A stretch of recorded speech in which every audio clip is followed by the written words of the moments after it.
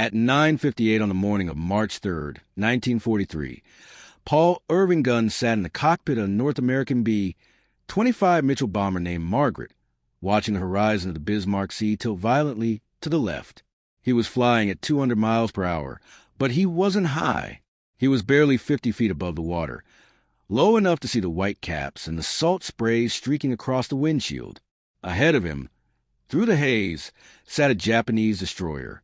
2,000 tons of steel loaded with anti-aircraft, guns designed specifically to kill aircraft like his. The manual said this was suicide. The manual said a medium bomber should attack from 8,000 feet, dropping bombs from level flight. The manual said approaching a warship head-on at mast height was a mathematical guarantee of death.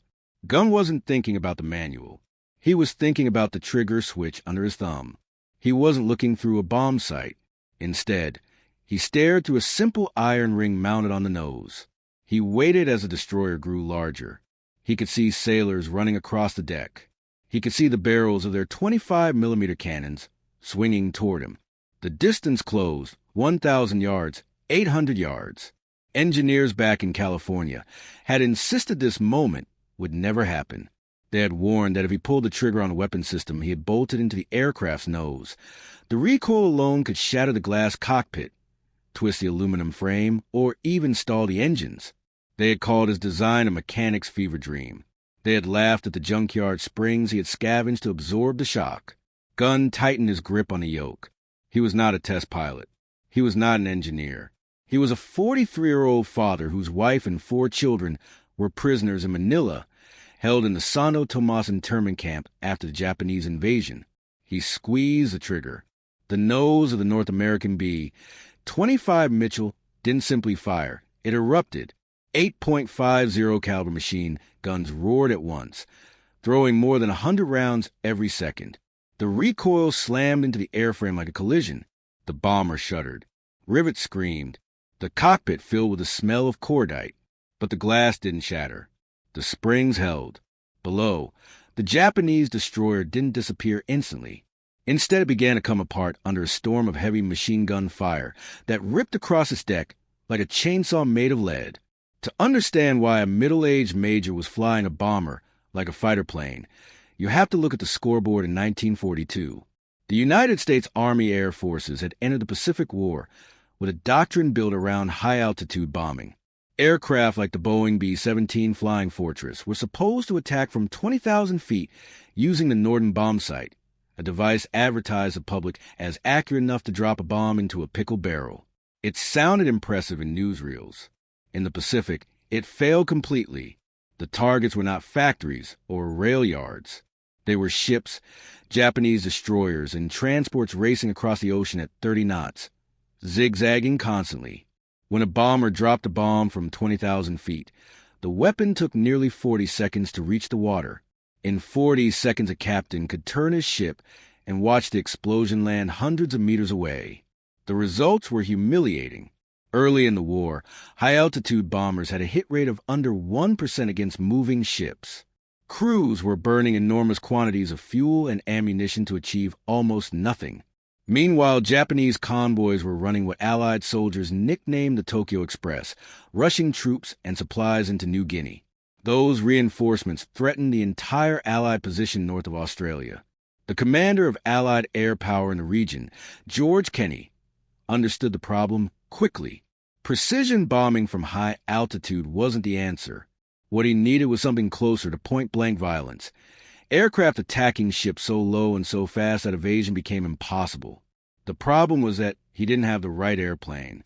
What he had was a North American B-25 Mitchell, a rugged medium bomber built for conventional bombing missions. It had a glass nose where a bombardier sat on a small stool aiming through delicate optics. Its guns mostly pointed backward for defense. The aircraft was designed to drop bombs and escape, not charge directly into anti-aircraft fire. Kenney needed the opposite, a commerce destroyer that flew.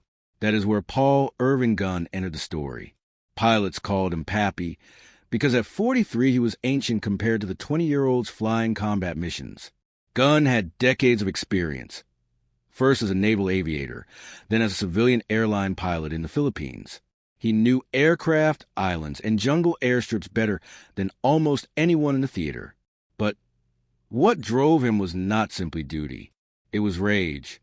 When Japan invaded the Philippines in 1941, Gunn escaped in a damaged aircraft. His wife, Polly, and their 4 children did not. They were captured and sent to Sano Tomas internment camp. Gunn knew what happened inside those camps. Starvation, disease, and brutality. Every month the war dragged on meant another month his family might not survive. So he walked into Kenny's headquarters in Brisbane with an outrageous proposal.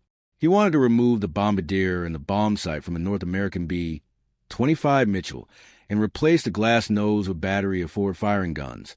For heavy .50 caliber machine guns mounted directly in the nose, 2 more in side pods, and the top turret locked forward. The bomber would become a flying shotgun capable of shredding ships during a low-level attack run. Kenny was desperate enough to approve the idea. He gave Gunn a hangar and told him to build it. The engineers at North American Aviation, who had designed the aircraft, reacted with horror. The nose of AB-25 was a lightweight aluminum structure filled with plexiglass panels. It had been built to support a single man and a bomb sight, not a battery of heavy machine guns. Each Browning M2 machine gun weighed more than 60 pounds and fired massive bullets at nearly 3,000 feet per second. For guns firing simultaneously would generate enormous recoil forces. According to the engineers' calculations, the result was obvious. The recoil would shear the rivets and tear the nose off the aircraft. Even if the structure somehow survived, the vibration would shatter the cockpit glass instantly. And even if the glass held, the added weight would push the center of gravity so far forward that the bomber might become impossible to fly. They called Gunn's plan a suicide box. Gunn read their memos. Then he threw them in the trash. He wasn't building an aircraft to pass a design review. He was building a weapon to sink the ships supplying the guards who held his family prisoner. So he went scavenging through scrap piles at a Royal Australian Air Force base. Instead of aviation-grade parts, he collected industrial steel springs, shock absorbers, and heavy machine pads. His idea was simple. The engineers assumed the guns would be bolted directly to the airframe. Gunn planned to let them move. He built a strange spider mount, a web of steel tubes that suspended the guns on a sliding cradle. When the guns fired, the entire assembly would recoil backward into springs and shock absorbers, absorbing the energy before it reached the fragile aluminum nose. It was crude, it was heavy, and it looked ridiculous. Young mechanics in the hangar shook their heads when they saw it. They nicknamed it Pappy's recoil toy and whispered that the old man had finally lost his mind. After all, aerodynamics and structural loads weren't things you could just guess at in a workshop. But Paul Irving Gunn was not guessing. He was about to prove that sometimes the fastest way to change a war is not by writing a new manual, but by ignoring the old one and pulling the trigger. You couldn't solve a center of gravity problem with a welding torch and a hunch, or at least that was what the engineers insisted. But Paul Irving Gunn kept working anyway. He cut holes in the plexiglass nose of the North American B-25 Mitchell for the gun barrels. He ran ammunition chutes through the navigator's compartment until the floor looked like a river of brass casings waiting to happen. He bolted external gun pods along the fuselage just below the cockpit. By the time he finished, the aircraft looked less like a bomber and more like a mechanical monster. Guns protruded from nearly every forward surface. The aircraft was nose-heavy, ugly, and completely unofficial. The official manual described the B-25's armament as defensive. Gunn had just bolted on enough forward firepower to chew through steel plating. Now, he had to prove the thing could fly. The morning of the first test flight at Brisbane was quiet.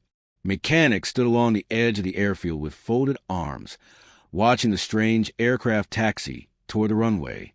Engineers from North American Aviation had already filed their objections. According to their calculations, the center of gravity had shifted so far forward that the plane might not even lift off. At best, the nose might collapse. At worst, the aircraft will refuse to rotate and run straight off the runway. And if the guns were fired in midair, their reports predicted violent vibration, enough to shake instruments loose and leave the pilot flying blind inside a cloud of smoke and shattered glass. To them, the situation was simple. $1 million worth of government aircraft was about to be destroyed by a stubborn major who refused to listen. Gunn climbed into the cockpit alone. No co-pilot, no crew. He wasn't going to risk anyone else's life testing his idea. He pushed the throttles forward. The twin-right R 2600 Cyclone engines roared to life, producing more than 3,000 horsepower. The aircraft shuddered under strain. Then he released the brakes. The North American B-25 Mitchell rolled down the runway like a truck loaded with concrete. It didn't want to fly. The heavy gun mounts dragged the nose toward the ground. The end of the runway rushed closer. Mechanics watched silently, expecting the worst. At the last possible moment, Gunn hauled back on the control yoke. The nose lifted reluctantly. The wheels cleared the dirt by inches. The Strafer was airborne. He climbed to 2,000 feet and headed toward the ocean. Now came the real test. Flying the modified aircraft was one thing. Firing the guns was something else entirely. Over open water, he leveled off and armed the firing system. His thumb hovered over the trigger switch. He understood exactly what would happen when he pressed it. 8 Browning M2 machine gun weapons firing simultaneously would unleash enormous recoil forces. He pressed a button. The aircraft instantly slowed in the air, as if someone had slammed on invisible brakes. The recoil from 8.50 caliber guns firing together pushed against the aircraft hard enough to shave speed off the airframe. Inside the cockpit, the noise became a continuous mechanical roar that drowned out the engines. The air filled with the sharp, acrid smell of gunpowder. The entire fuselage vibrated like a struck drum. But the nose didn't break. The glass didn't shatter. Gunn's strange spring-mounted spider cradle worked exactly the way he hoped. The guns recoiled backwards slightly with every burst, the springs absorbing the energy before it reached the aircraft's aluminum structure. He watched the tracers arc into the water below. They didn't scatter randomly. At roughly 1,000 yards, the streams converged into a tight cone of fire. It wasn't spray. It was precision destruction. When he landed back at the airfield, the mechanics walked up to inspect the aircraft. They smelled the burnt powder and sauce covering the nose, but they didn't see cracked rivets or warped metal. The crazy idea had worked. But Gunn knew the gunship solved only half the problem. The guns could shred the deck of a ship and kill its crew. They could ignite fuel and ammunition. But they couldn't sink a transport ship weighing thousands of tons. For that, the aircraft still needed bombs. Dropping bombs from 50 feet, however, was normally a perfect way to destroy your own airplane. Gunn's solution was something he called skip bombing. The idea was simple and terrifying at the same time. If a bomb hit the water at a shallow angle while the aircraft was flying low and fast, it would bounce across the surface the same way a flat stone skips across a pond. But the conditions had to be exact. The North American B-25 Mitchell had to fly at around 200 miles per hour. The altitude had to be roughly 50 feet. Too high, and the bomb would dive into the ocean and miss. Too low, and the splash itself could strike the aircraft's tail and bring it down. Then there was the explosion. A 500-pound bomb detonating beneath the aircraft could tear the wings off if the timing was wrong. So Gunn added delayed fuses. 4 or 5 seconds after impact, the bomb would strike the water, skip forward, slam into the side of the ship near the waterline, sink slightly, and explode beneath the hull. Those few seconds gave the pilot just enough time to pull up, apply emergency power, and escape the blast. Training was brutal. Gunn found an old wreck, the SS Pruth, lying on a reef near Port Moresby. It became the most bombed piece of scrap metal in the Pacific. Pilots hated the training at first. Everything about it felt wrong. Flight school had taught them to stay high and stable. Now, Gunn demanded the opposite. The ocean blurred beneath the aircraft at terrifying speed. Every instinct told them to pull up, but Gunn forced them lower. He flew alongside them, sometimes sitting in the co-pilot seat shouting instructions over the engines. Lower, faster, closer. If you aren't leaving wake with your propellers, he told them, you're too damn high. This was the moment when the entire B-25 Strafer concept finally made sense.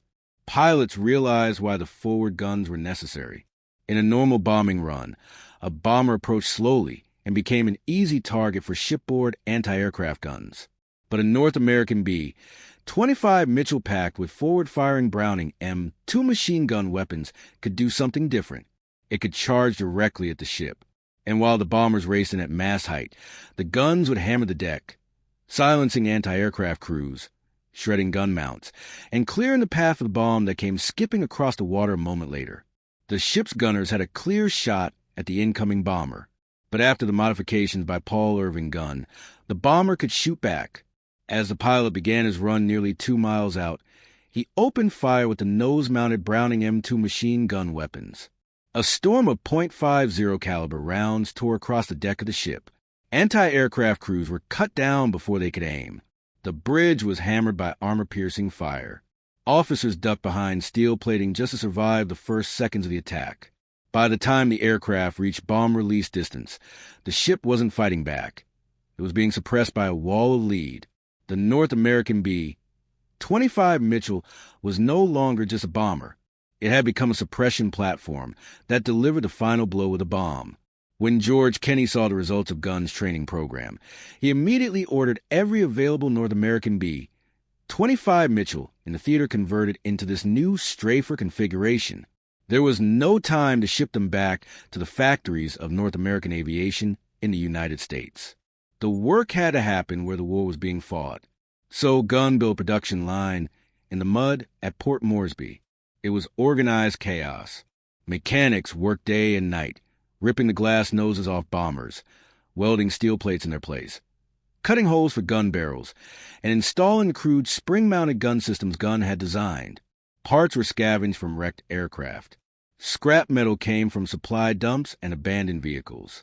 They worked through tropical rainstorms and outbreaks of malaria. These aircraft weren't polished machines. They were rough, improvised weapons, built for violence, not beauty. By late February 1943, Gunn had a squadron ready. The aircraft looked battered and mismatched. Their paint didn't match. Their noses were stained with soot from the test firing of their guns. But the pilots had changed. They carried themselves differently. They weren't high-altitude bomber crews anymore. They were hunters. They had practiced against a wreck of the SS Pruth until they could place a bomb through a specific opening while flying at 200 miles per hour, just above the water. But training against a rusting hulk was one thing. Attacking a Japanese destroyer that fired back was another. The test came sooner than expected. Coast watchers and code breakers began reporting unusual activity at Rabaul, the main Japanese fortress in the region. Intelligence revealed a massive convoy assembling there, 8 destroyers escorting 8 troop transports carrying thousands of soldiers. They were heading toward Huon Gulf. This was no resupply run. It was an invasion force aimed at La. If those troops landed successfully, the fragile Allied foothold in New Guinea could collapse. Then the weather turned violent. A tropical storm swept across the Solomon Sea, bringing heavy rain and thick cloud cover. Japanese commanders welcomed it. They knew Allied bombing doctrine depended on high-altitude attacks. Aircraft like the Boeing B-17 Flying Fortress needed clear skies to see their targets from 20,000 feet. The storm, they believed, would hide the convoy and allow it to move safely. They were partly right. High-altitude bombers struggled to locate the ships through the clouds. But the Japanese didn't know about the aircraft sitting on muddy runways at Port Moresby. Those pilots had stopped looking down from the stratosphere. They were flying at wave-top height. On March 1st, a patrolling Consolidated B, 24 Liberators spotted the convoy through a break in the storm. The radio message was brief: 14 ships heading west. The position was plotted, the speed estimated. They were entering the Bismarck Sea. The trap was set. General George Kenney studied the weather reports. The store would begin clearing in 2 days. He looked toward Gunn. The time for experiments was over. Orders went out immediately. Maximum effort. Crews gathered in humid briefing tents. Intelligence officers displayed silhouettes of Japanese destroyers, such as Japanese destroyer Ratio, explaining their guns and defensive formations. Everyone understood the stakes. If Gunn's low-level tactics failed, the North American B, 25 Mitchell Strafers would be annihilated, and thousands of Japanese troops would land in New Guinea. On the morning of March 3rd, the clouds began to lift above the Bismarck Sea. The convoys sailed in tight formation. Destroyers circled the troop transports, their guns manned, crews scanning the high sky for bombers. They expected the distant drone of engines far above them. They were looking up. They should have been looking down. Shortly before 10 a.m., the Battle of the Bismarck Sea began. Japanese captains expected tiny dots in the sky and bombs falling slowly from high altitude. Their helmsmen stood ready to turn sharply and dodge. Instead, shapes emerged from the mist just above the ocean surface. Aircraft, flying so low their propellers kicked spray from the water. Leading the attack were Bristol Bullfighter aircraft of the Royal Australian Air Force. Their 4 nose-mounted cannons opened fire first, raking the decks of the destroyers and forcing gunners to dive for cover. Behind them came the modified North American B-25 Mitchell Strafers. They advanced in formation, an aluminum wall racing across the sea at 200 miles per hour. One pilot lined up on the destroyer Japanese-destroyer ratio. In a normal engagement, the destroyer should have had the advantage. Its 5-inch naval guns could destroy a bomber miles away, and its 25mm cannons could shred aircraft at close range. But the destroyer's heavy guns couldn't depress low enough to hit a target flying just above the water. The pilot flipped the firing switch. The moment the engineers had predicted disaster arrived. The spring-mounted gun assembly slammed backward under recoil. The cockpit vibrated violently as 8 Browning M2 machine gun weapons fired together. But the aircraft held together, and from the nose poured a continuous stream of armor-piercing, incendiary rounds. The fire didn't merely hit the ship, it dismantled it. Gun tub shattered. The bridge was ripped apart.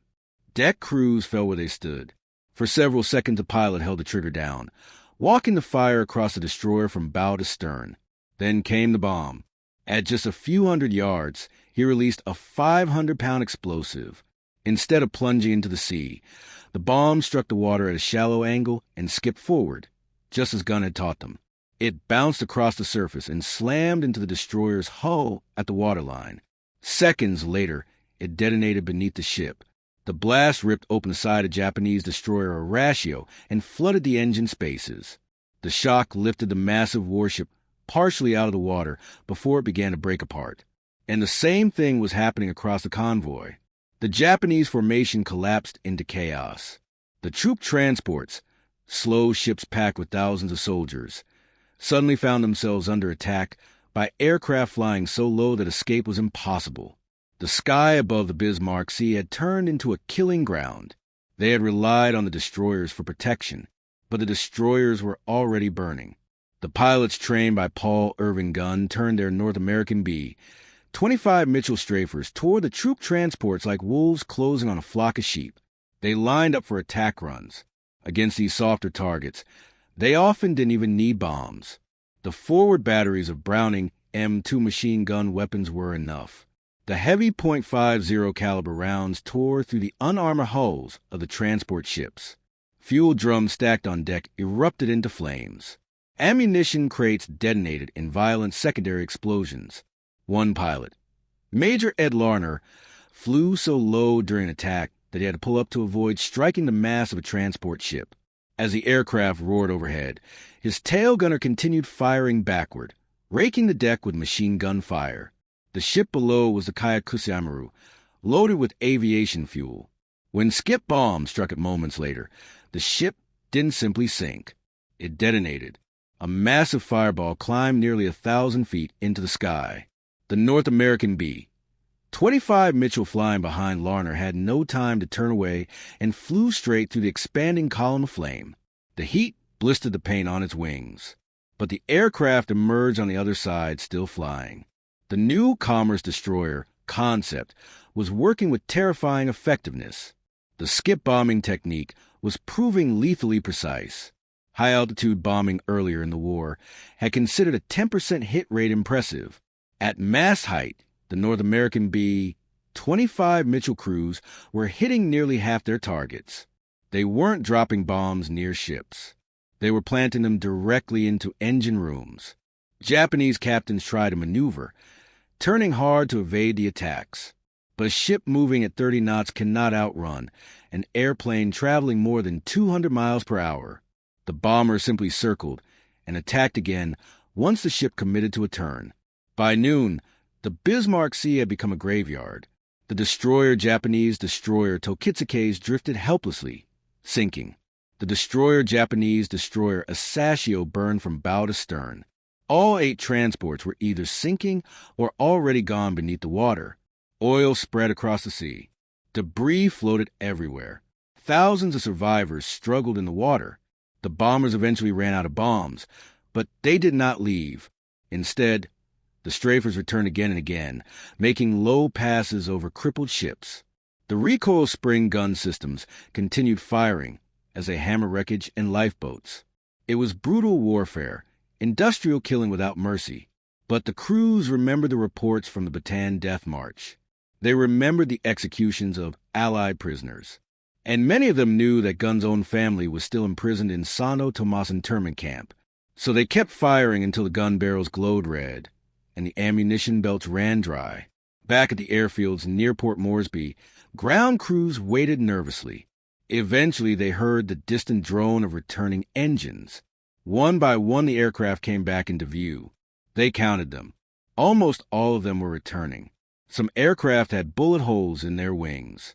One landed with Japanese rigging tangled in its landing gear. Another North American B. 25 Mitchell touched down with a crushed nose wheel after clipping the smokestack of a sinking transport during a low pass. Pilots climbed out exhausted, drenched in sweat, their hands still shaking from adrenaline and vibration. Inside the debriefing hut, George Kenny reviewed the reports. Even he struggled to believe the numbers. In a single morning during the Battle of the Bismarck Sea, Gunn's improvised gunships had inflicted more damage on Japanese shipping than the entire 5th Air Force had managed in months. High-altitude attacks by Boeing B, 17 Flying Fortress bombers had achieved a few hits, but reconnaissance photos told the real story. Ships had massive holes blasted at the waterline. That was the unmistakable signature of skip bombs. Their decks were shredded and bridges destroyed, evidence of the strafing guns. The recoil system that engineers had predicted would tear the aircraft apart had endured thousands of rounds without structural failure. The engineers who had mocked the idea were suddenly silent. Mathematics had said it couldn't work. The burning wreckage across the Bismarck Sea said otherwise. By the end of the battle, the Japanese convoy had been annihilated. 8 transports sunk, 4 destroyers destroyed, and more than 3,000 troops killed. Allied losses were tiny by comparison. The result made the Battle of the Bismarck Sea one of the most lopsided naval air victories of the entire World War II Pacific campaign. That evening, Paul Irving Gunn walked quietly along the flight line. He placed a hand on the soot-blackened nose of his North American B, 25 Mitchell. The metal had cooled. The springs inside the gun mount were compressed and worn, but still intact. He lit a cigarette and stared north toward the Philippines. He had sunk ships that day. He had killed many men. But his family was still imprisoned in Santo Tomas internment camp. The war was not over. And anyone who tried to tell him that something was impossible would discover very quickly that Pappy Gunn had already proved them wrong once. They sketched the ugly welded spider mounts. They examined the scavenged shock absorbers and crude steel plates. What they discovered was simple. The equation said this aircraft should never work, but the battlefield proved it did. Representatives from North American aviation did what practical engineers do when a field mechanic proves them wrong. They took notes. They copied everything. They packed their drawings and measurements and flew back to the United States. Soon the factories began producing a new version of the North American B, 25 Mitchell, the North American B, 25J Mitchell. The new model no longer carried the fragile glass bombardier nose. Instead, it had a solid metal nose packed with forward-firing Browning M2 machine gun weapons, 8 of them installed at the factory, using a refined version of Paul Irving Gunn's recoil-absorbing mounting system. They called it the Strafer configuration. The manuals were rewritten. The aircraft, once dismissed as a dangerous suicide box, became the standard attack configuration for the remainder of World War II in the Pacific. Gunn never patented the idea. He never received royalties or formal credit from the factory. Instead, he watched hundreds, then thousands, of aircraft built around his jungle workshop concept arrive in combat units across the Pacific. But Gunn still wasn't satisfied. The victory in the Battle of the Bismarck Sea had proven his methods worked, but the Japanese still occupied the Philippines, and his family was still imprisoned inside Santo Tomas internment camp. So he pushed the idea even further. If .50 caliber machine guns were effective, he reasoned, a cannon would be devastating. Gunn began experimenting with installing a massive M475mm cannon, a weapon normally used as field artillery, into the nose of the North American B-25 Mitchell. The recoil was enormous. When the cannon fired during early tests, the aircraft seemed to nearly stop in midair. Rivets popped and the structure groaned under the shock. But Gunn kept refining the installation until it worked. The result was effectively a flying tank destroyer capable of hitting ships with a single shell from miles away. Variants like the North American B-25H Mitchell carried the giant cannon, along with heavy machine guns for strafing. Gunn continued flying combat missions even as the war dragged toward its final years. Then in late 1944, during operations over the Philippines, his luck finally ran out. His aircraft was shot down during a mission. The plane crashed in the jungle and caught fire. Gunn survived, but barely. White phosphorus munitions burned him badly.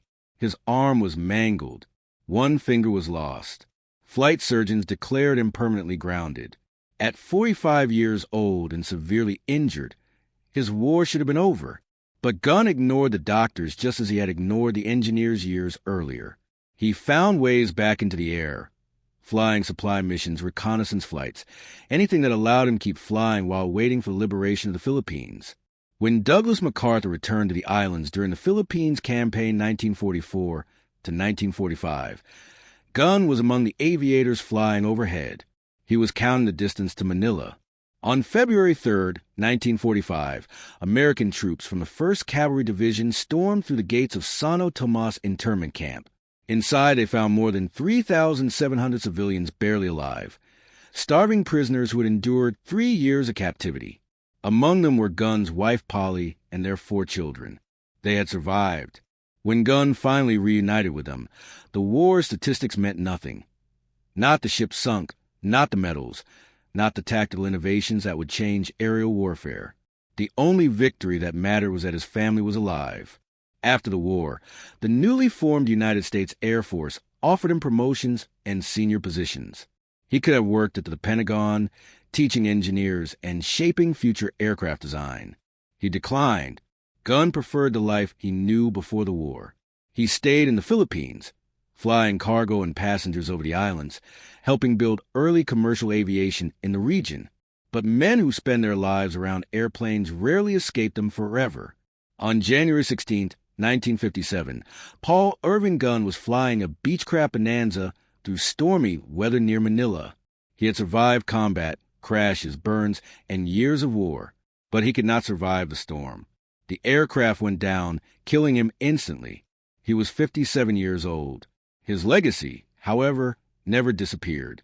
Every time a Fairchild Republic A-10 Thunderbolt II flies low over a battlefield, essentially a massive cannon wrapped in wings, you can see the distant descendant of Gunn's idea.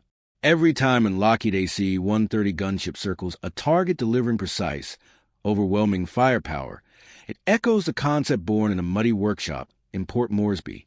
Gunn proved something important about innovation in war.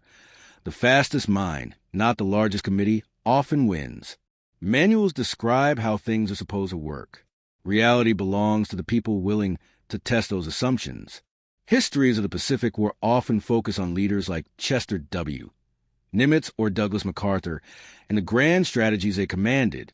But many decisive moments came from people much closer to the problem, mechanics, pilots, and engineers improvising solutions with the tools they had.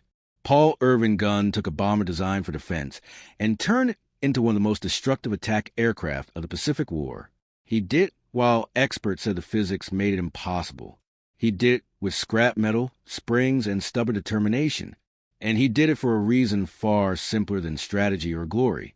He just wanted to get his family back.